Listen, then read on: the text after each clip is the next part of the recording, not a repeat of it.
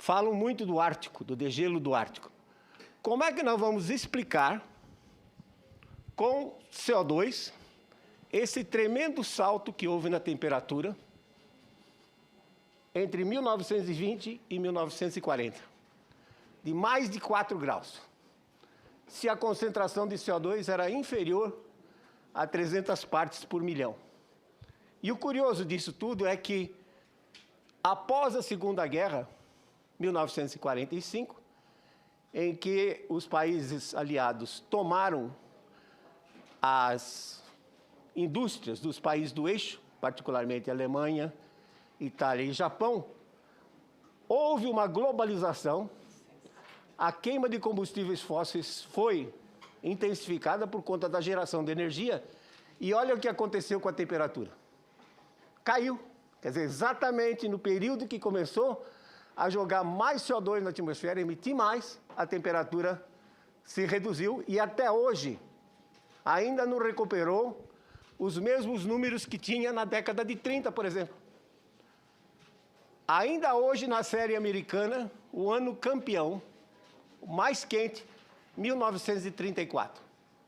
E dos 10 anos mais quentes, 4 são da década de 30. Período muito quente, que ainda não se repetiu. Então, muito importante que tenham em mente o seguinte: nós nunca negamos que houve um aquecimento, e nem poderíamos negar, porque se saiu de um período chamado Pequena Era do Gelo, né, a Pequena Idade do Gelo, a sua temperatura só tinha que subir. Tá? A diferença fundamental entre nós e o IPCC é que o IPCC diz que isso é produzido pelo homem, pelas emissões humanas, enquanto nós temos evidências físicas de que a variabilidade é natural. O homem não tem nada a ver com isso. Note, aqui temos 250 anos de atividade solar, medida pelo número de manchas solares. Observe que, no início do século XX, foi o período que o Sol esteve mais ativo nessa série de 250 anos. E os dados paleoclimáticos mostram que o Sol esteve mais ativo nesse período em 4.000 anos. Então, o que aconteceu? Sol com mais atividade, o resultado é aumento na temperatura entre 1916 e 1945. Mas depois, como nós vimos, a temperatura caiu. Apesar do CO2, as emissões continuarem crescendo. Papel do carbono. Os fluxos naturais, Leonardo, representam, estima-se, 200 bilhões de toneladas de carbono por ano. Só que a incerteza é 40 bilhões para cima, 40 bilhões para baixo. Eu não sei se é 160 ou se é 240 bilhões. Quanto é que o homem coloca? 9. Quer dizer, a barra de erro, 40 para cima, 40 para baixo, é 80 bilhões de toneladas. Você acha que se a gente não tem uma medida precisa das fontes naturais, vamos nos preocupar com a emissão humana de 9 bilhões? Não faz sentido. E o metano, que é outro chamado gás de efeito estufa, está estável, o crescimento dele é praticamente zero. No entanto, observa, o IPCC, em seu primeiro relatório, estimava que para 2015 iríamos ter 2.300 partes por bilhão, quando as observações mostram que estamos aqui embaixo, 1.750. Então, praticamente, o IPCC superestimou a concentração de metano em aproximadamente 30%. O efeito estufa é o galã, né, do aquecimento global. Mas ele está incorreto. Algo que começou com Joseph Fourier, o mesmo da matemática, em 1826, e continua se perpetuando. Mas Robert Wood, em 1909, há mais de 100 anos atrás, mostrou que o conceito era falso. O que acontece? teoricamente, entra a radiação do Sol, aquece a superfície emite infravermelho. E a radiação infravermelha seria absorvida pelos gases de efeito estufa, CO2, metano. Então, teoricamente, se eu emitir mais, a concentração de CO2 aumentar, vai segurar mais calor. O planeta aqueceria e todas aquelas catástrofes que são faladas aconteceriam. Mas a mecânica quântica mostra que não é bem assim. Aqui está um átomo, uma molécula de CO2, carbono e 2 oxigênios. Quando ele absorve um quantum de radiação infravermelha, ele tende a vibrar, ou como uma borboleta, ou como uma sanfona. Ele fica excitado, e para voltar ao seu estado básico, a mecânica quântica diz que isso se dá 10.000 vezes mais eficientemente com choques elásticos. Uma analogia do que é um choque aproximadamente elástico é o jogo de bilhar. Eu pego a bola branca, com o taco impulsiono a bola, ela bate na preta, transfere a energia para a preta e muitas vezes para. Então, o CO2, quando ele está excitado, ele se choca com as outras 2.500 moléculas. Nitrogênio, 78% da composição. Oxigênio, 21%. Argônio, 0,9%. Então, esses três gases compõem 99,9% da nossa atmosfera e o CO2 entra com 0,04%. Então, quando o CO2 se excita, ele vibra, isso é energia cinética, ele se choca com essas outras moléculas e transfere energia por choque. Muito mais eficiente do que se ele fosse irradiar em direção à superfície. O resultado é que, como ele gastou energia, ele não pode irradiar. Portanto, essa suposição do IPCC está completamente errada, sob o ponto de vista da mecânica quântica. E o efeito estufa tem que ser rediscutido.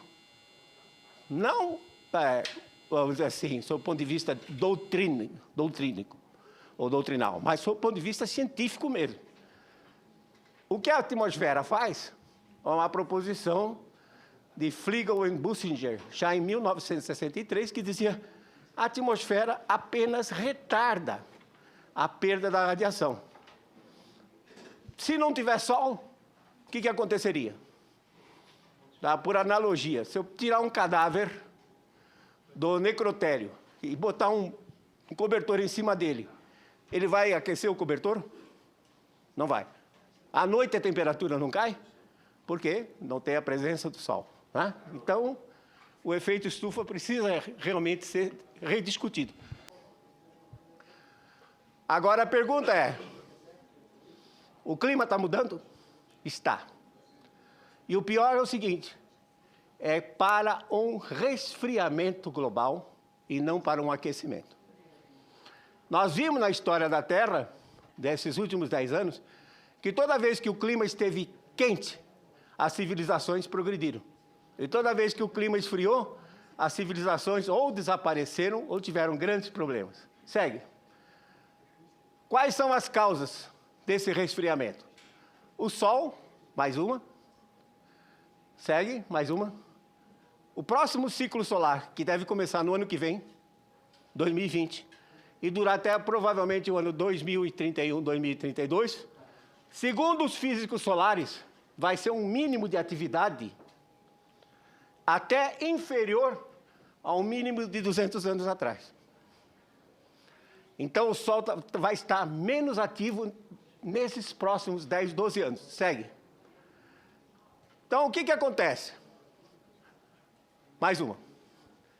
Quando o Sol está menos ativo, o campo magnético solar enfraquece e permite a entrada dos erroneamente chamados raios cósmicos galácticos, porque eles não são raios, eles são partículas de alta energia que, quando entram na nossa atmosfera, eles colidem com as moléculas de nitrogênio, oxigênio, e ionizam essas moléculas e ajudam a formar núcleos de condensação, que é a sementinha da gota da nuvem.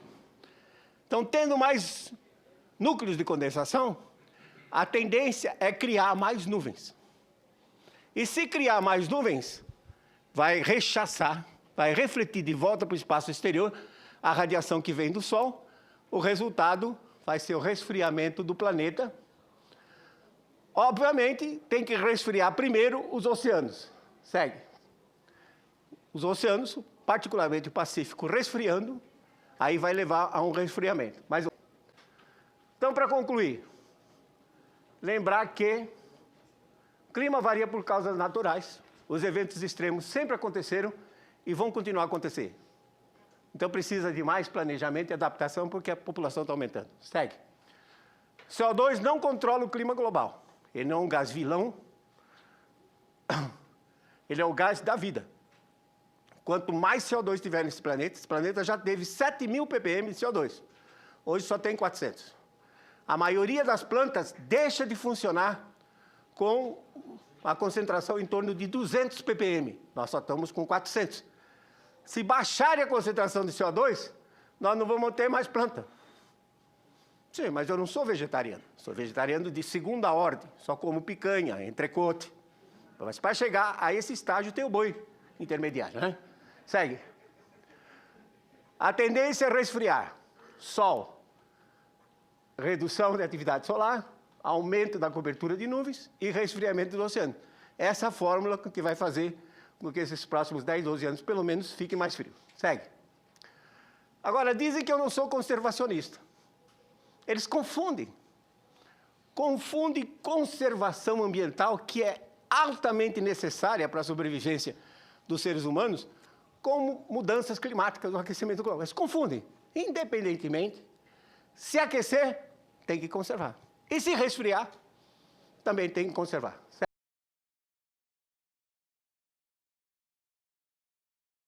E eu uso essa frase do presidente americano John Adams, lá de trás: fatos são coisas teimosas, e quaisquer que sejam nossos desejos, inclinações, ou o que dita nossas paixões, esses não podem afetar o estado dos fatos e evidência.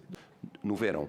Eventos extremos, eu vou falar um pouquinho mais, e a acidificação dos oceanos. Eu sempre gosto de também lembrar da acidificação dos oceanos, porque mesmo a fala do Jerry Taylor, de que se o custo de mitigar, de reduzir, fosse gigantesco e valesse a pena não fazer nada porque nós podemos nos adaptar, mas ele não pensa que o oceano ia acabar com o oceano. Se a gente continuar emitindo gases de efeito estufa, esse CO2, uma boa parte, vai para dentro dos oceanos, acidifica os oceanos e 40% da vida marinha poderia desaparecer. Vamos olhar as causas do aquecimento global. O Dr. Gilvan já cobriu muito bem, Paulo Artacho vai também cobrir muito bem. Eu só coloco de novo uma curva que ele já colocou, essa do último relatório do IPCC, e que não deixa nenhuma dúvida que não há como explicar o aumento da temperatura se nós não levarmos em consideração os gases de efeito estufa que nós estamos emitindo, os aerossóis que nós estamos emitindo, que esfriam, os aerossóis esfriam. O Paulo vai falar disso com muita propriedade.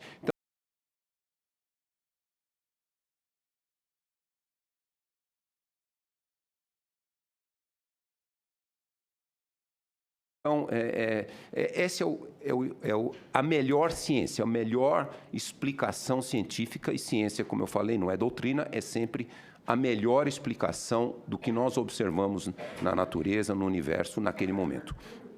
Também a América do Sul aparece ali, um dos gráficos mostrando que essa é a explicação para a América do Sul.